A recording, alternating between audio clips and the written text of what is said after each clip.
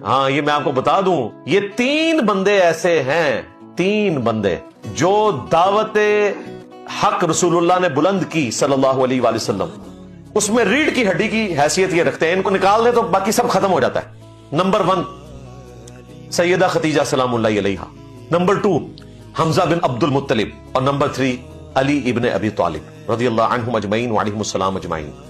اور یہ وہ چیزیں ہیں جو نان مسلم نے لکھی ہیں، مستشرقین نے لکھی ہیں کہ محمد کی جو پاور تھی نا وہ یہ 3 لوگ تھے۔ یہ حقیقت بات ہے، اللہ کی تو غیبی مدد تھی، لیکن اللہ تعالیٰ نے ربی ادخلنی مدخل صدق واخرجنی مخرج صدق واجعلنی من لدنک سلطانا نصیرا، یہ نبی اسلام نے دعا مانگی تھی ہجرت کی رات کو، اللہ تعالیٰ نے پھر مدد فرمائی، الحمدللہ۔